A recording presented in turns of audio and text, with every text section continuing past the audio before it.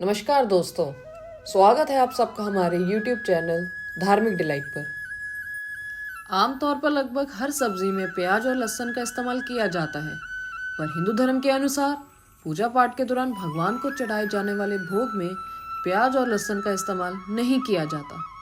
नवरात्रों में तो खासकर आपने सुना ही होगा कि इनका सेवन नहीं करना चाहिए। दोस्तों, वैसे तो इन दिनों प्याज और लहसुन ना खाने के आपको बहुत से साइंटिफिक रीजन मिलेंगे, पर आज हम आपको इसके पीछे का असली कारण बताते हैं। आगे बढ़ने से पहले आप हमारे चैनल को सब्सक्राइब करें और बेल आइकन को दबाना ना भूलें ताकि आपको ऐसी धार्मिक जानकारी समय समय पर मिलती रहे। एक बार महर्षि दुर्वासा के श्राप के कारण स्वर्ग में धन, ऐश्वर्य और वैभव की कमी हो गई थी और सारे देवता शक्तिहीन हो गए थे। इस बात का फायदा उठा के दैत्यों के राजा बलि ने देवताओं पर आक्रमण कर उन पर जीत हासिल की। अब तीनों लोकों में उसका राज हो गया था। सारे देवता मदद के लिए भगवान विष्णु के पास पहुंचे। विष्णु भगवान ने देवताओं को समुद्र मंथन करने का सुझाव दिया, क्योंकि समुद्र मंथन से निकलने वाले 14 रत्नों में से एक रत्न अमृत था, जिसे ग्रहण करने के बाद सारे देवता अमर हो जाते और दैत्यों से ज्यादा शक्तिशाली हो जाते। क्योंकि सभी देवता शक्तिहीन थे, इसलिए भगवान विष्णु ने उन्हें इस काम के लिए दैत्यों की सहायता लेने को कहा।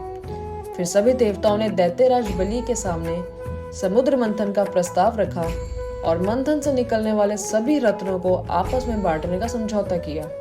मंथन के समय जैसे ही अमृत निकला तो उसे पाने के लिए देवताओं और दैत्यों में लड़ाई हुई। देवताओं के शक्तिहीन होने के कारण दैत्य अमृत का कलश छीन कर भाग गए। फिर विष्णु भगवान ने मोहिनी का रूप लिया, जिस पर सारे दैत्य मोहित हो गए।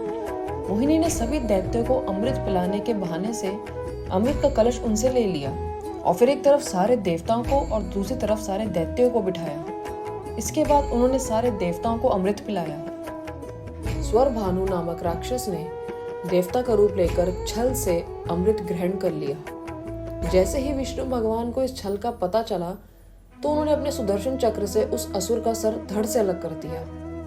अमृत ग्रहण करने की वजह से उस राक्षस का अंत न हो सका। जब उस राक्षस का सिर कटा तो उसकी खून की कुछ बूंदें जमीन पर गिरी और उन्हीं खून की बूंदों से प्याज और लहसुन की उत्पत्ति हुई।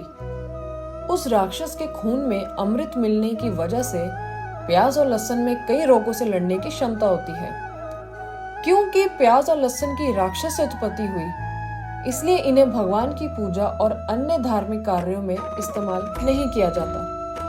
यही कारण है कि नवरात्रों में प्याज और लहसुन खाना वर्जित है, क्योंकि माना जाता है कि इनमें राक्षस का वास होता है। दोस्तों, आपको हमारी ये वीडियो कैसी लगी कमेंट करके जरूर बताएं और साथ ही इस वीडियो को लाइक और शेयर करना ना भूलें।